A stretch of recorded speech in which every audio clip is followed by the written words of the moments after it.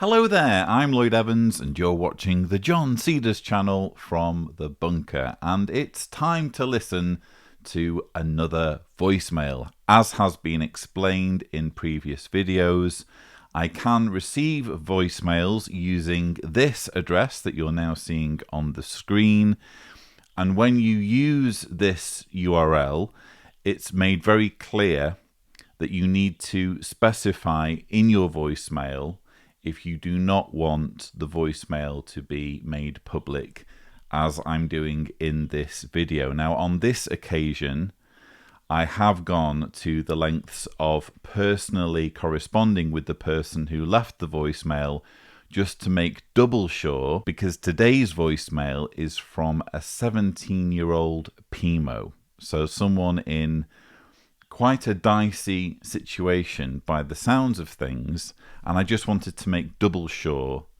that they were comfortable having the voicemail played on the channel. So having established that they are indeed okay with me playing the voicemail, here it is.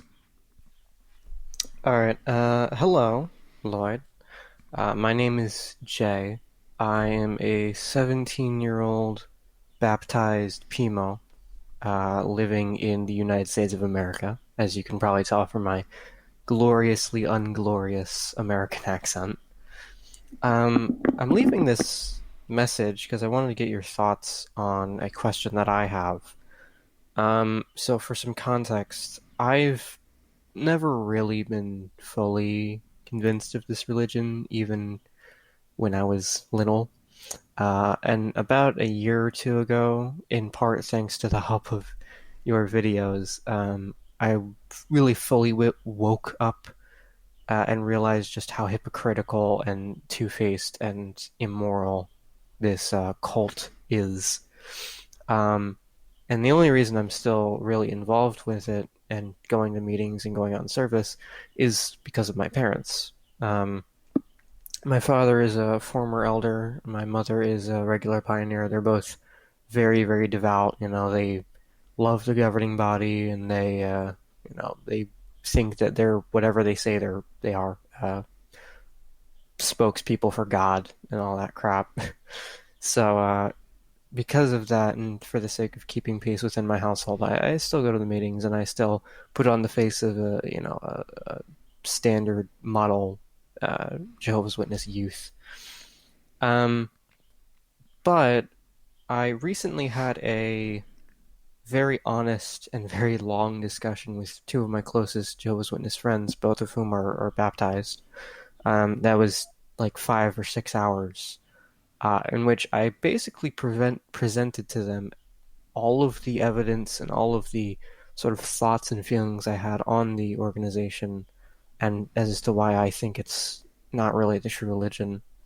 I showed them the Royal Commission clips, and I showed them, older articles and publications, and I showed them stuff from the Shepherd the Flock of God book and leaked letters, everything I had. And it was strange because I was able to get them to agree on some points, and I tried my heart out to sort of get my point across and refute everything they had. But some things, like with the child abuse, I just couldn't get it through them, and I would chalk that up to just years of indoctrination from their youth. Um, what I wanted to ask and really get to the point of this whole voicemail is there any real way for someone like me to be able to provide hard-hitting, strong evidence that can at the very least plant the seed of, thinking for yourself within these people that I really do love and care about? Is there anything I can do to help them to start thinking for themselves and not thinking what the governing body wants them to think? Or is it just something that they have to do on their own? And to clarify, I trust these people immensely. I had this conversation about a month ago, and they've not ratted me out. because I repeatedly told them that I was not trying to be an apostate. But I just wanted to get your thoughts on that and how, if at all, I can sort of at least try to subtly help them to sort of at least partially break free from the shackles that this organization has on them. So, thanks. Okay. Well, thank you so much, Jay, for that voicemail. That was very interesting.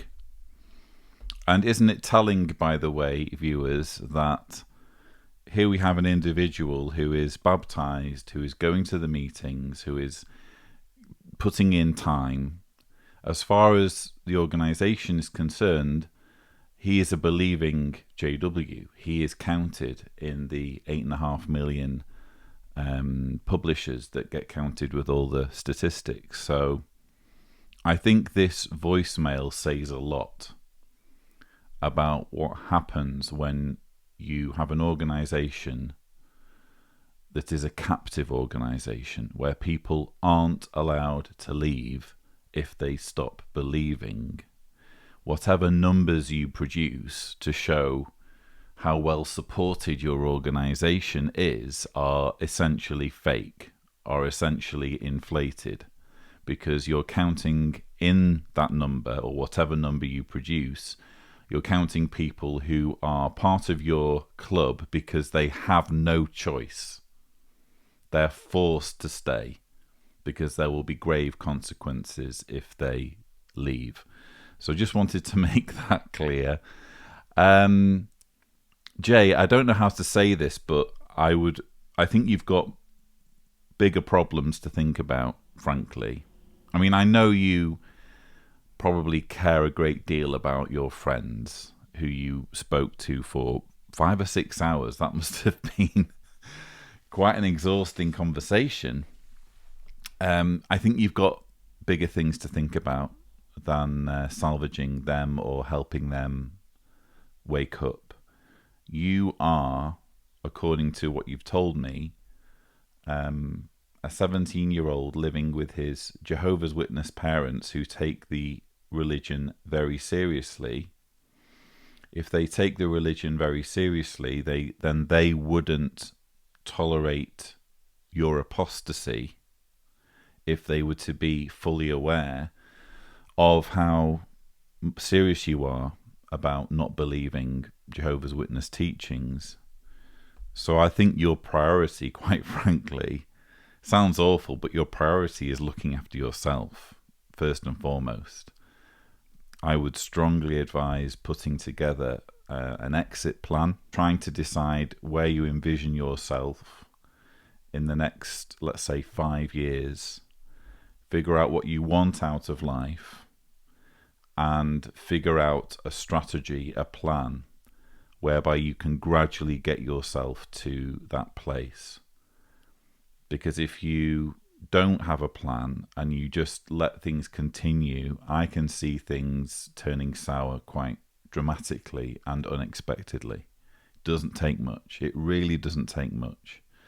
And one thing you need to be especially careful about is speaking to believing Jehovah's Witnesses about your doubts, irrespective of whether they're your friends and irrespective of whether you repeatedly tell them you're not an apostate. I'm not an apostate, but here I am spending 5 or 6 hours telling you apostate things.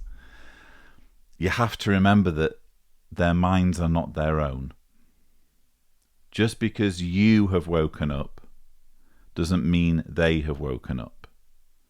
You have your journey, they have their journey.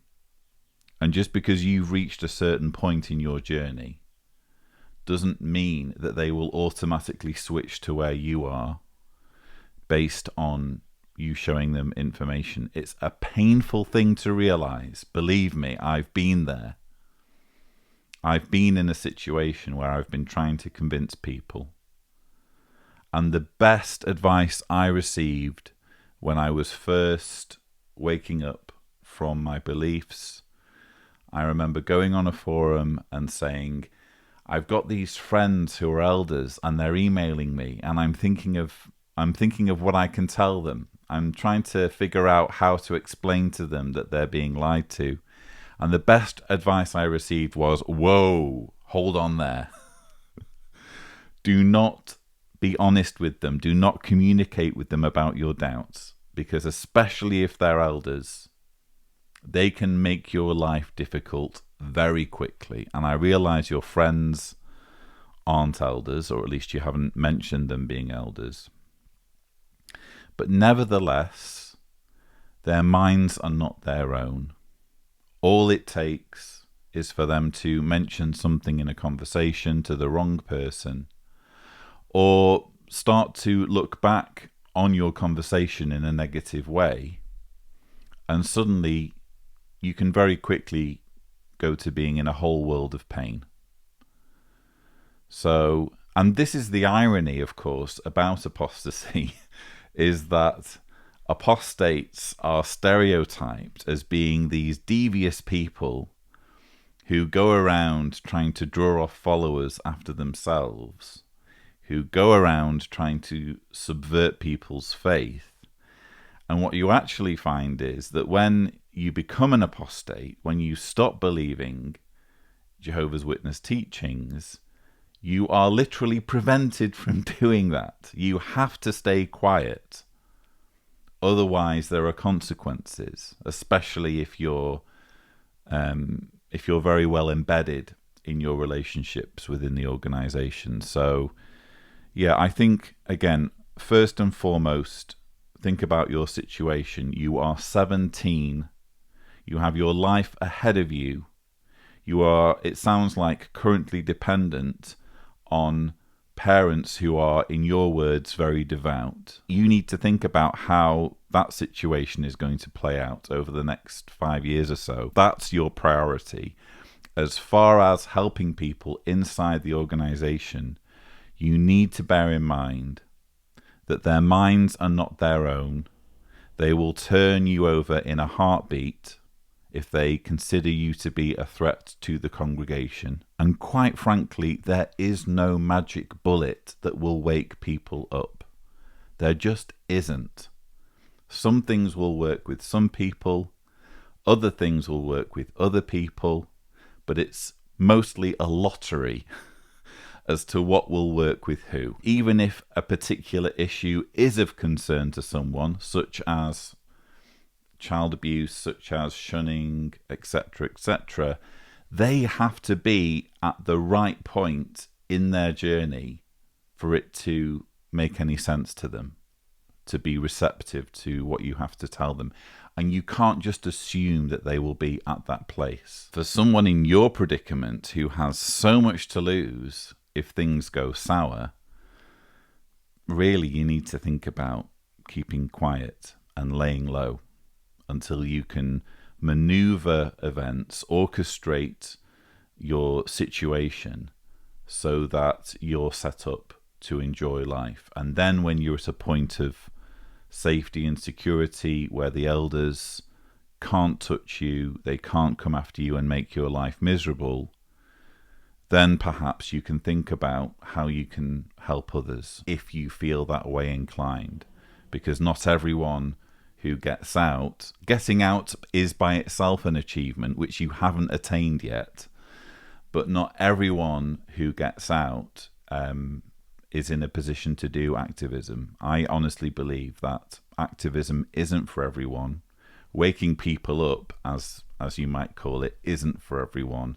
Just getting out is an achievement, and that's the goal that you need to focus on. So that's my advice, really, Jay. I hope you found it helpful. I hope others watching this voicemail have found this advice helpful. But that's everything I have for you. Don't forget that you can watch more such videos by subscribing to the John Cedars channel. Thank you so much for watching.